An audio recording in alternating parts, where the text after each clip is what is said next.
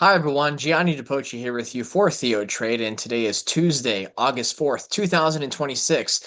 The dip got bought, and we're seeing the S&P 500 and the Dow Jones Industrial Average rip to new all-time highs. This was the strategy that we deployed early last week. Actually, what happened for me personally is I bought the dip on Tuesday, got whipsawed out of it after Fed Day on Wednesday, but then I bought it back again on Thursday because that's what the model said to do. And so we came into the time band for an important market reversal.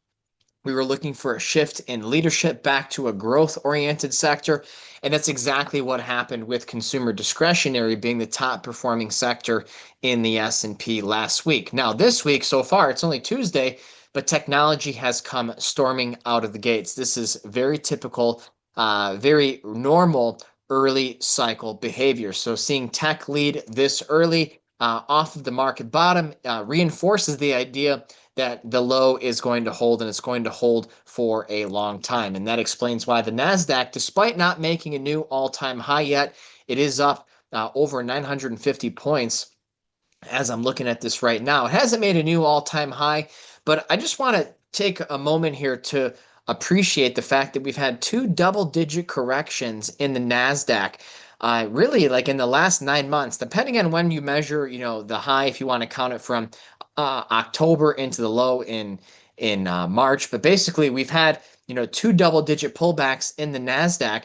That's a lot of volatility that we've had to deal with on the tech side of things. Obviously, there was that springboard move higher in the second quarter, driven higher by semiconductors, which, by the way, are outperforming the market once again. Now, am I getting excited about chips? Not necessarily. I think that chips will move higher from current levels, but I would love to see chips embark on a multi-month period of sideways action. We have been looking at the software space instead, and software is outperforming the S&P. It's not up as much as chips are. It's up more than the Nasdaq, but this is a very good sign because rotation is quite literally the name of the game at this point. You saw this with Microsoft earnings last week that completely shifted the tone on this stock. It's now up on the year. And again, it's one of those examples how whenever the dip comes around, most people are scared and are paralyzed from fear. This is why you need a model. This is why you need a system. This is why you need to tune out the noise, because if you are tuned in to all that noise, you're going to miss the best opportunities of the year. And typically, you only get those 2 or 3 times per year. And so it's not just Microsoft in the software space, but also Palantir.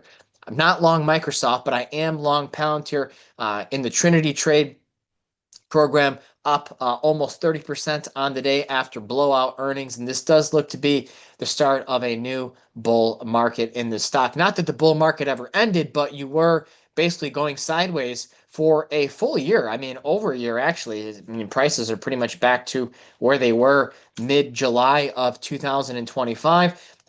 Zooming out, I could see Palantir eventually hitting as high as 270, 280. It's not going to be tomorrow. It's not going to be next week. It's not going to be next month. But this is one of those positions that if you had a good risk reward entry, it's paying you very nicely now. And it's not just those names. We have been positioning ourselves in the trade desk, also in the $1 Million Challenge in Salesforce.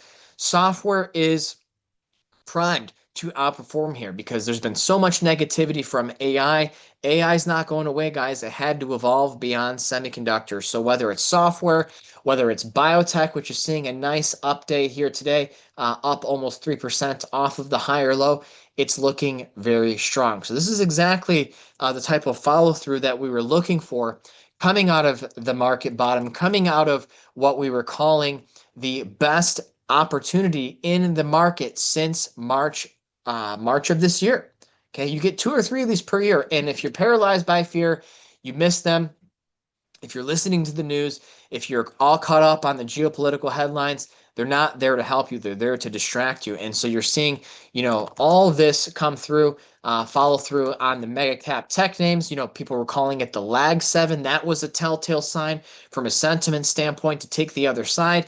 It's crazy to think also when you look at the NASDAQ composite, not the NASDAQ 100, but the Nasdaq Composite has only been up 3 of the 7 months of this year. So by no means are we overvalued. You look at the tech sector, the forward PE in the tech sector is back to levels that we haven't seen since 2022, which was a bear market. So by no means is this market, well, tech is not overvalued. We know this market is dominated by tech. I wouldn't be surprised if in time this US market rallied along the lines of what we saw in South Korea, and that's going to be that final signal that hey, the true bear market can begin. But things can get crazy. Obviously, there was Citadel. Buying out Leopold at the low. Those are the types of things you see at important market bottoms. Crude oil is getting crushed again here today. I am looking for these lows of early July to be taken out to the downside at the very least. Bonds are surging after the big intervention into the foreign exchange market last week by the Treasury, the Treasury Department, and Scott Bessent. And even with Warsh saying we want 2% inflation, he might actually get that. I mean, if crude oil continues to collapse in its current form, bond prices are going to go higher. You're seeing credit spreads improve. The dollar's not surging anymore. You're just not going to get a crisis if the dollar's not ripping higher. And that was another reason why we weren't on the bear train. So all in all, things are looking a lot better in this market with technology leading, the mega cap tech names exploding higher. Tonight you have SpaceX earnings. If this joins the party, look out above. You could see the Nasdaq above 30,000 before you know it. Was talking about some upside targets in the Nasdaq today live in the trade desk room. I'm looking for the Nasdaq to hit 32 to 33,000 at least this year. And that could end up being the high of 2026, but I think we're going to be smooth sailing for the next 4 to 6 weeks. And interestingly, the Nasdaq and just stocks in general, we were down in July, which is historically a bullish time from a seasonal standpoint. And so now August and September tend to be a bit more bearish from a seasonal standpoint. But since we were bearish during a bullish time, we can be bullish during a bearish time as well. So just stay open-minded, tune out the noise. It's going to get louder. There's going to be all sorts of reasons and rationale out there why you shouldn't be bullish. Cut it out. Gold and silver have my attention here. Silver's up more than gold. Gold miners are up more than gold spot. Silver miners are up than silver spot. To me, this is a big turning point, especially with the dollar starting to break down. I think there's some opportunities brewing there. And the big thing is, don't chase these moves in stocks and in tech. There's a lot of other opportunities that are setting up right now. We're capturing them in the Trinity trade and other areas, like even in the trade desk, $1 million challenge. And so, the Nasdaq, this is where the alpha is going to be generated here near term. There's some tremendous opportunities in this market. This rally is very young. We're nowhere near exuberance yet. And we're just looking to ride the waves higher to new all-time highs, and really just ride on the backs of the Nasdaq, the S&P and the Dow, and the Russell 2000 shaping up for its highest daily close in history. So this is what happens in bull markets, guys. You buy the dip, and you buy breakouts, and you spend more time moving in those directions, and the magnitude of the moves are greater in those directions as well. So that's what I had for today, everyone. Thank you so much for tuning in, and I hope to see you inside the trade desk. Take care.